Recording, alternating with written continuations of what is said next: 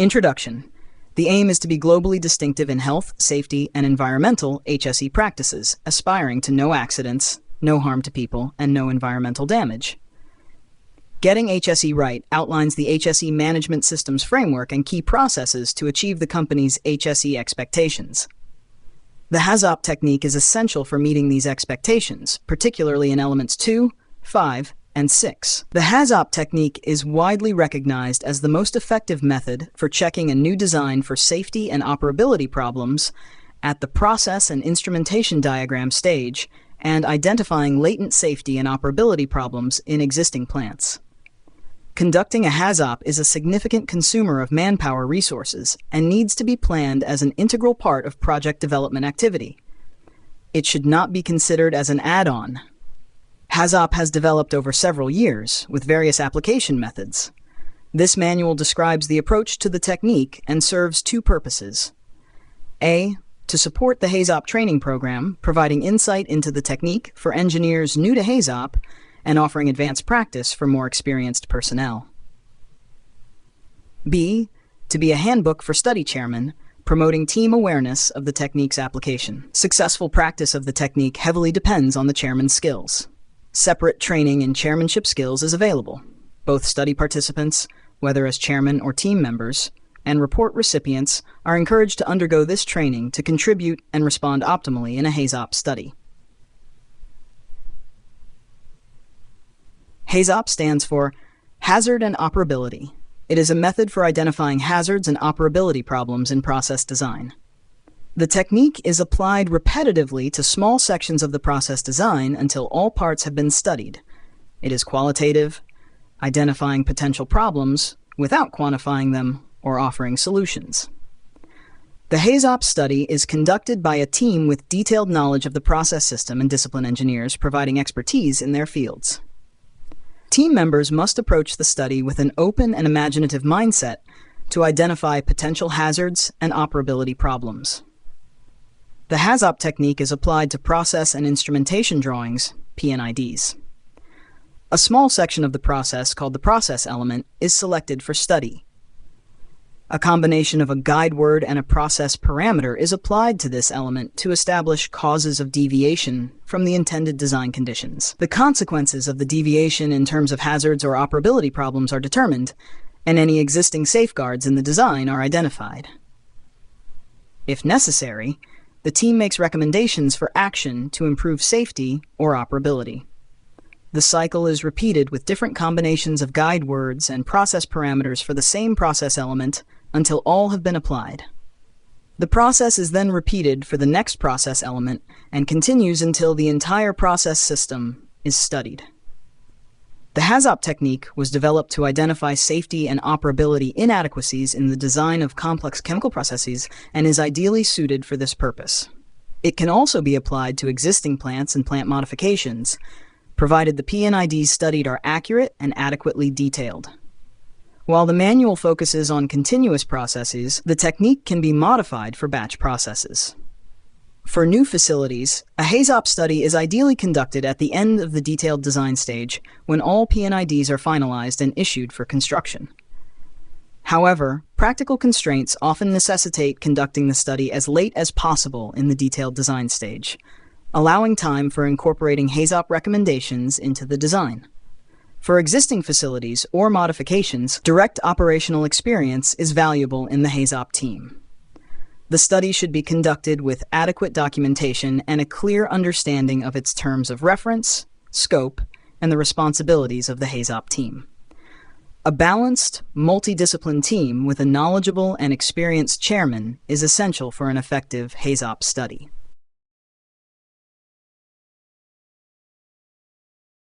Why do we do HAZOPs? Any plant design, new or existing, involves input from multiple engineers. While each engineer might be competent in their discipline, misunderstandings can occur where work overlaps or interfaces.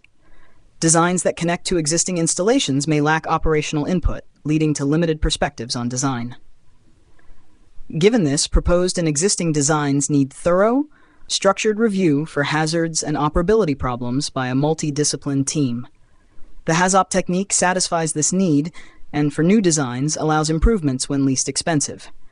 HAZOP studies are carried out to provide assurance that a design, whether for a new facility, a modification, or an operating plant, is acceptably safe, satisfy legislative requirements for plant safety, serve as a reference point for accident near-miss investigations, provide a reference for future design or plant modifications, offer operational personnel insights for considering operational procedures, encouraging design contractors to use the technique as a design tool, and having engineers view their work from a HAZOP perspective can result in fewer findings during formal HAZOP studies.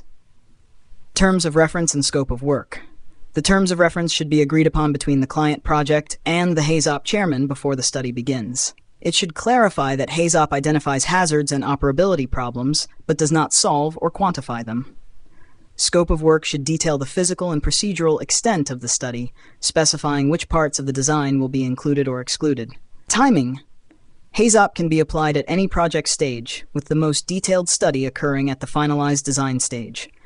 Ideal timing balances advanced design and sufficient follow-up time.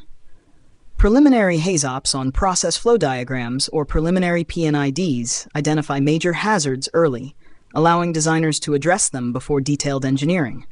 Duration depends on process complexity, team experience, and other factors. Effective sessions are typically 2 3-hour sessions per day, 4 days per week. Documents required. Essential documents include process and instrumentation diagrams, P&IDs. Additional information may come from flow diagrams, cause and effect charts, general arrangement drawings, and various philosophy documents. Team membership. An effective HAZOP requires a balanced, multidisciplined team led by a chairman with sufficient authority and independence from the project.